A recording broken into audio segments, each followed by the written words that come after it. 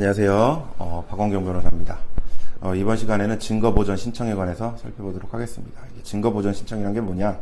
일반적으로 여러분이 어떤 범죄를 저질렀다라는 혐의로 수사를 받는 경우가 있습니다. 그럼 수사기관에서는 일반적으로 필요한 자료들을 확보를 해서 저를 유죄로 만들기 위한 자료들을 수집을 하겠죠.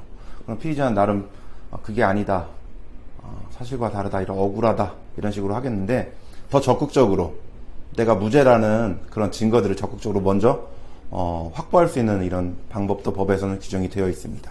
이걸 증거보전 신청이라고 하는데, 형사소송법 제 184조에서 규정을 하고 있습니다. 이거는 이제 검사도 할 수 있고, 하지만 일반적으로 이제 피고인, 피의자 측에서 아주 유용한 증거 확보 방법입니다. 이게 법조문을 좀 읽어드리자면, 미리 증거를 보존하지 않으면 그 증거를 사용하기 곤란한 사정이 있을 때 제1회 공판기일 전에 판사한테 압수수색, 검증, 증인신문 감정을 청구할 수 있다라는 것입니다.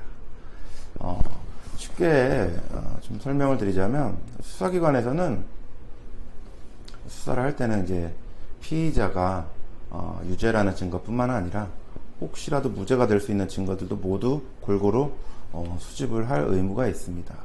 근데 실무상 수사기관에서 그렇게 노력을 하는 경우는 드물겠죠. 주로 유죄의 증거만 많이 확보를 합니다.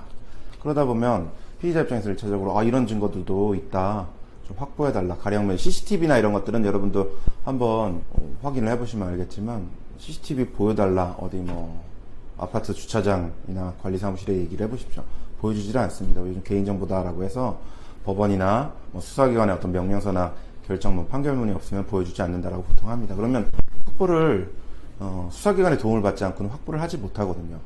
근데 수사기관도 이거 필요성이 없는 것 같다, 불필요한 것 같다라고 해버리면 그때 활용할 수 있는 것이 증거보전 신청입니다.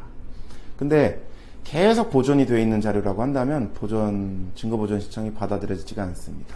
왜 그러냐면 미리 보존하지 않으면 증거를 사용할 수 없을 때, 이게 요건이기 때문이죠.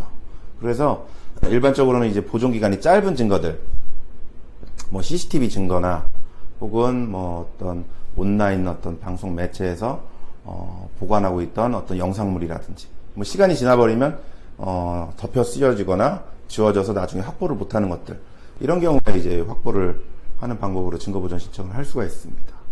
그래서 실제 예를 들자면 저희가 얘기했던 사건들 같은 경우는 음주운전 사건인데, 실제 음주운전을 종료한 시점과 측정한 시점 사이에 이게 시간이 굉장히 벌어져 있습니다. 그래서 운전을 종료한 시점이 언제인지, 시간이 벌어지면 벌어질수록 이제 음주운전 수치가 이제 부정확할 가능성이 높다라는 부분을 주장하기 위해서는 CCTV 증거 자료를 좀 확보를 해야 됩니다. 그래서 차를 멈췄을 때, 근데 수사기관에서 이미 음주 수치 확보를 했으니 굳이 그 필요 없다라고 하겠죠. 그럴 때는 이제 적극적으로 보관하고 있는 기관이 어딘지를 확인을 해서 법원에 이제 증거보전 신청을 하면 법원을 통해서 그걸 확보를 할 수가 있습니다. 그리고 또 이제 통신매체 이용 음란죄 관련해서는 게임이나 어떤 방송상에서 채팅을 했는데 일부 대화가 성적 수치심을 주는 대화다라고 해가지고 고소를 당하는 경우가 있습니다. 그러면 전체적인 맥락을 다 보고 그 발언이 성적 수치심을 주는 건지,